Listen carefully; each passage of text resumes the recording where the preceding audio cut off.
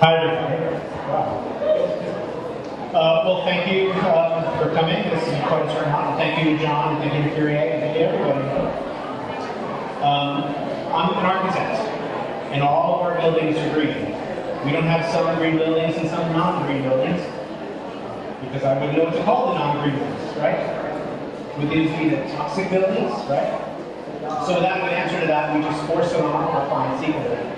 And we've been doing that for the last almost 18 or 20 years now. And it's worked out pretty well so far. I have a funny story to tell you. You see this bracelet? Some people were asking me about this bracelet. This morning I was admitted to the emergency room. Louder? This morning I was admitted to the emergency room. And the doctor thought that I was going to die. I had a blood clot. Just this morning. Yeah. So I'm standing there waiting, and they're checking me in, and they're asking me these questions.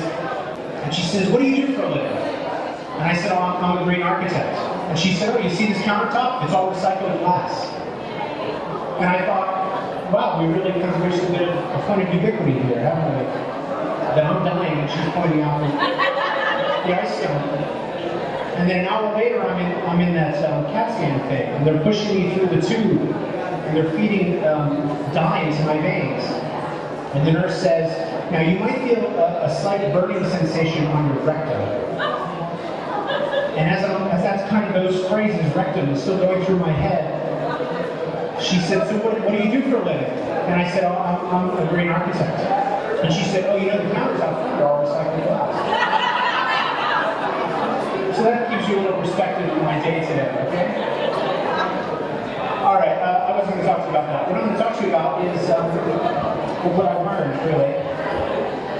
I get to travel all over the country. I get to speak to thousands of people about sustainability. And what I've discovered is that everybody wants sustainability. Everybody wants their buildings to be non-toxic and not killable. Everybody wants clean alternative energy. Everybody wants a renewable resource, and they want to stop deforestation, air pollution, water pollution. That's unequivocal. Everybody wants that. But when they think of green building, they think of they're going to have to, grow a ponytail, wear sandals, and Birkenstocks, and that's going to be their life. But in truth, it's really something quite different. So, traveling all over the world, it's given me a great perspective in the fact that we're all kind of the same in what we want. Also, what we do is we design buildings, right? And all of our buildings, as I said, are green. And we just, as I said, force it on our clients. And for those designers in the room, I suggest you do the same thing. We also consult to dozens of companies from all over the world about green products and greening the supply chain. And that's really fantastic and interesting, especially because I'm an architect first. But I'm not here to talk about me, or my best-selling book, which all of you should buy,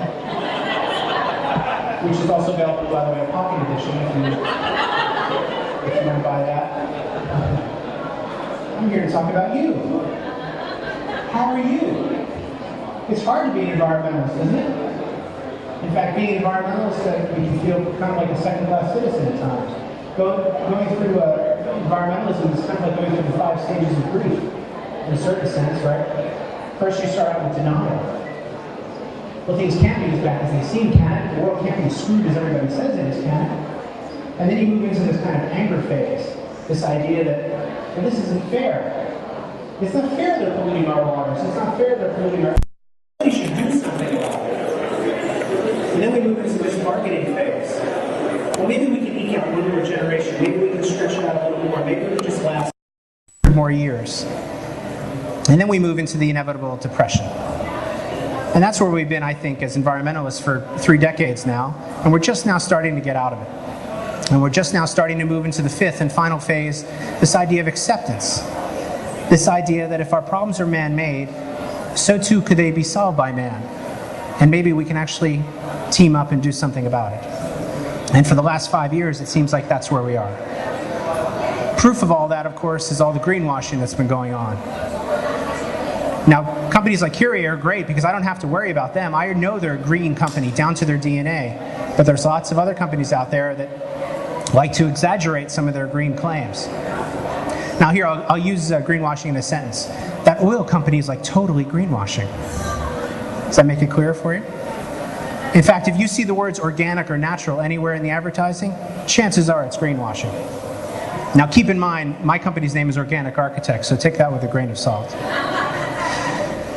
We collect these ideas of greenwashing. We collect them around the office. So I'm going to share with you a few of my favorites. Fiji water in a plastic non-biodegradable bottle, shipped from 5,000 miles away, but every drop is a green drop. If you have a tree hugging your customer, chances are it's greenwashing. If you've got your token floating hippie, it's definitely greenwashing. And then my favorite one of all, if you have flowers coming out of your polluting smokestacks, well, clearly this is greenwashing. In fact, all of this is, well, it's enough to make you feel a little sick for a while, isn't it? You see that?